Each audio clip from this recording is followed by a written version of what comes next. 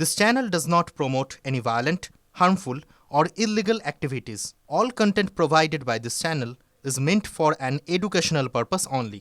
Cancer Healer Center, a new beginning.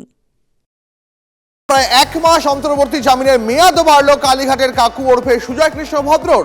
চিকিৎসার জন্য সুজয় কৃষ্ণের অন্তর্বর্তী জামিনের মেয়াদ বাড়ালো হাইকোর্ট। তবে কেন্দ্রীয় বাহিনী নিয়ে বিড়ম্বনায় সুজয় কৃষ্ণ।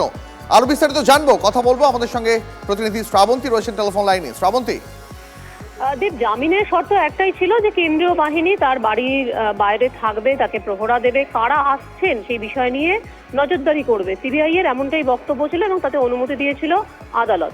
কিন্তু আপাতত এক মাস পরে সুজয় কৃষ্ণ নতুন বিড়ম্বনা নিয়ে হাজির হয়েছেন। তার বক্তব্য, এই কেন্দ্রীয় বাহিনীরা তার এসি তার বাড়ির মধ্যে গিয়ে বসে থাকছে, তার এসি ব্যবহার করছে, এমনকি ওয়াশরুমে যেতে গেলেও তার পার্সোনাল যে ওয়াশরুম রয়েছে সুজয় কৃষ্ণের, দোতলায় উঠে সেই ওয়াশরুম কেন ব্যবহার করবে। এই আর্জি নিয়ে তিনি যান এবং আজকের বিচারপতি তারা বলেন যে এক্ষেত্রে তারা নিচের যে অন্য কোনো ব্যবস্থা করতে হবে, তার পার্সোনাল ওয়াশরুম যাতে না ব্যবহার করা হয়, এবং এই অন্তর্বর্তী জামিনের মেয়াদ আপাতত গোটা এপ্রিল মাস দেওয়া হয়েছে তাকে। বেশ, অনেক ধন্যবাদ শ্রাবন্তী।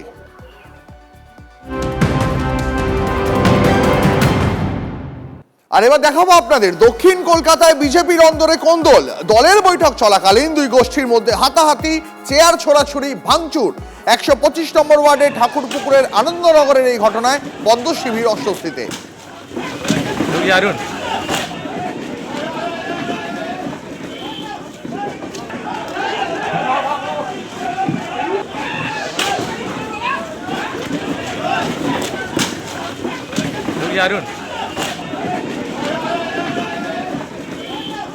ছবি দেখাচ্ছি আপনাদের এই মুহূর্তে। আরো বিস্তারিত জানবো, আমাদের সঙ্গে প্রতিনিধি সৌভিক রয়েছেন টেলিফোন লাইনে।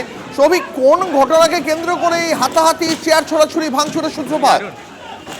দেখো, তোমাকে জানিয়ে রাখি, এটা হচ্ছে 125 নম্বর ওয়ার্ড ঠাকুরপুকুর আনন্দনগরে গতকালকে বিজেপির একটি মিটিং ছিল এবং যেটা বিজেপি সূত্র থেকে জানা যাচ্ছে যে এই মিটিং এ কিন্তু দক্ষিণ কলকাতার সভাপতি তিনি এসেছিলেন এবং বিজেপির বেশ কিছু কর্মী সমর্থক যারা কিন্তু বহুদিন ধরে তাদের মেম্বারশিপ ক্যান্সেল হয়ে রয়েছে, কোনো রকম ভাবে রিনিউ করা হচ্ছে না, সেটা নিয়ে যখন মিটিং এ আলোচনা হয় সেই সময় কিন্তু তর্কাতর্কি শুরু হয় এবং পার্টিকুলার ভাবে যার নাম উঠে আসছে সেটা হচ্ছে দক্ষিণ কলকাতার সভাপতি অনুপম ভট্টাচার্য।